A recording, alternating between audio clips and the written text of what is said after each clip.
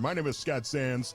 Dan in Hattiesburg sent a message on the C Spire text line saying it's the most Friday of all Fridays. Richard Cross was off this morning. Gerard's off today.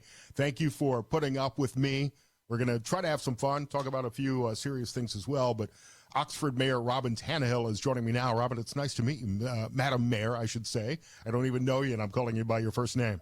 Please do. I go by Robyn. don't apologize. How excited is the city of Oxford this week with Ole Miss making it into the Sweet 16? Oh, man, you can feel the excitement literally when you're walking around the square. It has been such an exciting week with both of our men's and women's teams making it to the Sweet 16. It just really feels surreal. I mean, it's been such a great season for both of them. The excitement has just built, the crowds have built. And it's just, I drove around the square leaving work yesterday and looked at, we've got outdoor dining in a number of places. Of course, the temperature was perfect, and just all of the fans that are packed into our bars and restaurants that were, cheering for whatever game was on at the time. And I'm like, oh man, this is a good time of year. It's a great buzz to have in Oxford and for all of the Ole Miss students as well. Madam Mayor, you don't know me. I will admit this again. I'm an Alabama Crimson Tide fan, but I'm really excited to see how well Ole Miss has done in all the sports this year. I mean, their baseball team is doing well. The men's and women's basketball teams. Ole Miss football is on a roll. I will admit I was not the biggest fan of Lane Kiffin as offensive coordinator for Alabama, but over the last couple of years, I've really grown to love Lane Kiffin. I love him on X and his attitude. I think he's had perhaps, and he's talked about this before, some life-changing moments, and he just seems like a genuinely good guy, and I'm cheering for Lane Kiffin, except against Alabama. There you go. Well, really, Scott, we're so lucky to have of our primary sports. You got Lane Kiffin, you got Mike Bianco, you got Chris Beard, and Yolette McEwen, who are not only all four phenomenal coaches, they all four appreciate and give back to their community. I mean, that's huge when you have a town our size and the economic impact, obviously, that these sports have on our community. But also when you've got four coaches who are looking for ways to give back, who are finding ways to plug their players in to do community service, and truly all four of those coaches and their families give back to our community. And it's hard not to cheer for any of them, because not only are they great coaches, but they're great people. And really, and the coaches seem to be instilling that in their players too. How are the players getting involved in the community? Well, I've told the story a number of times, but about 2 weeks after Chris Beard arrived in Oxford, he got on my schedule for a meeting. I didn't know what we were meeting about. And he came in and introduced himself, and he said, I just want to be the person you go to when you say, hey, there's an older person that needs some help moving this, or some lawn help, or some, whatever. I've got guys that need to plug into this community, and I'm going to get them plugged into things like Girls and Boys Club, and I'm going to get them plugged in. That's the first head coach that's ever come to Ole Miss that scheduled an appointment with me to say, hey, tell me how to plug in and how to get my players plugged in to serve this community. Yolette does that with her girls all the time as well. They give back. Yolette has done free basketball clinics on some of our public basketball courts around town. Her girls have mentored people in the schools. They read in the schools. So do the football players and baseball players. It's just really cool to see these players who realize they're not just a student athlete, but they're a citizen of Oxford, and they're giving back. And the reason that's happening is because they've got coaches as leaders and mentors who are teaching them the importance of giving back to your community. That's one of the most important jobs of any coach, and I love to hear a story like that, Robyn, because one of the big criticisms of college sports today is how NIL and the transfer portal have affected the athletes and the teams, that they're not really married to a program for the 3, 4, 5 years that they used to be, and that money could lure them away to a larger program if they have success at your school. But if they become integrated in the community and have those kind of ties, not only may they stay longer and really contribute to the team and to the university and to the community, but they may stick around after college and pursue a career in the city. That's right, and I mean, I think it's teaching them, a lot of people just, you see college kids that just kinda coast through college thinking, "I'll decide what my life looks like once this gig is done," and, once you instill that in these folks, I mean, we've got DK Metcalf that it's still every time he comes to Oxford, he comes to meet with me to say, "Hey, what can I do? How can I help?"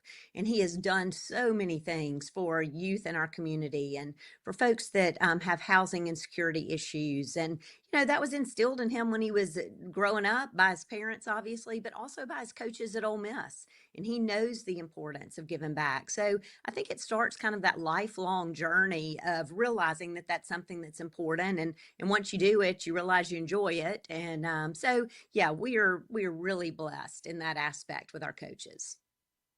We're talking to Robyn Tannehill. She's the mayor of Oxford here on Super Talk, Mississippi. You mentioned the economic impact of having teams do well. I mean, what's the plan for tonight? Where are people going to be going to watch the games?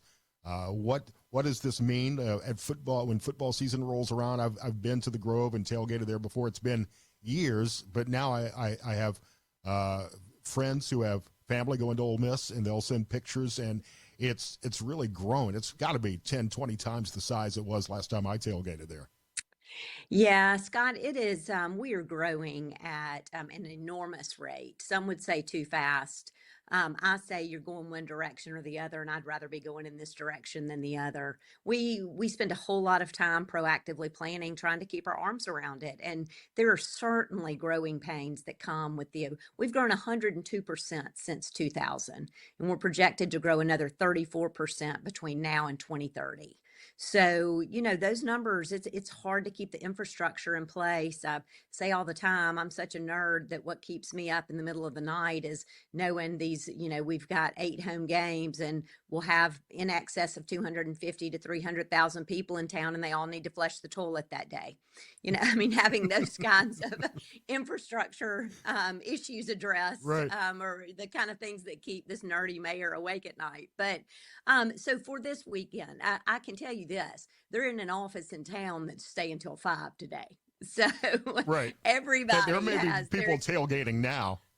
that's right. There are people who have just taken the day off, but everybody, it is an excitement that you can literally feel. I would say that every place downtown will be packed across town with fans who want to watch it together and cheer together for both our men and women's teams.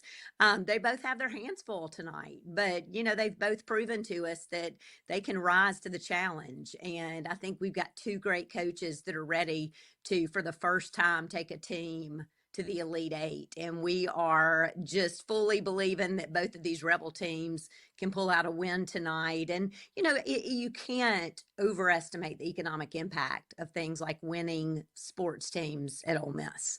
The university and city experience success together. We experience challenges together. We're so intertwined.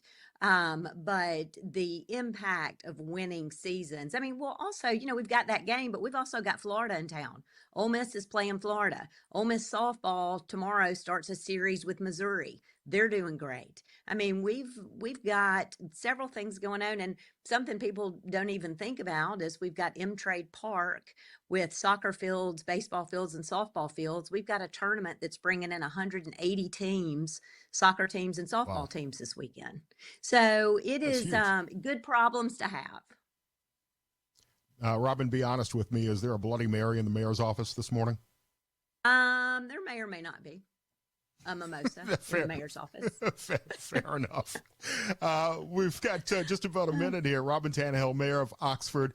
Your preview. Let's hear the mayor's prediction on Ole Miss versus Michigan State tonight in the men's game, Sweet 16, and the women playing UCLA. Well, I am glass half full all the time, and I believe they're both going to pull out a win. I think they'll both be close. I've got Ole Miss men winning by 4, and Ole Miss women winning by 3. How are you in the Oxford mayor's office bracket pool? I stink. Yeah, I mean, after the first round, yeah, I was pretty much toast after the first round. So, take that with a grain of salt as far as my predictions go. But I am going to believe in those two Rebel basketball teams all the way. I have Ole Miss making it to the Elite Eight, so I'm cheering for the Rubs tonight as Yes. well. Mayor Robyn Tannehill, tell me quickly how everybody can learn what's happening in Oxford and come visit your city.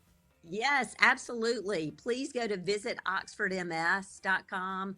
Go see, we've got the spring bowl game, Grove Bowl, coming up on April the 12th. We've got Double Decker Arts Festival April 25th and 26th, and the Destination Oxford Car Show May 17th. Go to Visit Oxford's website and check out all that we've got going on and come see us. I'll look you up when I'm in Oxford tailgating maybe this year. Robyn Tannehill on SuperTalk Mississippi. I'm Scott Sands. Thanks, Robyn. Thanks, Mayor. Toddy.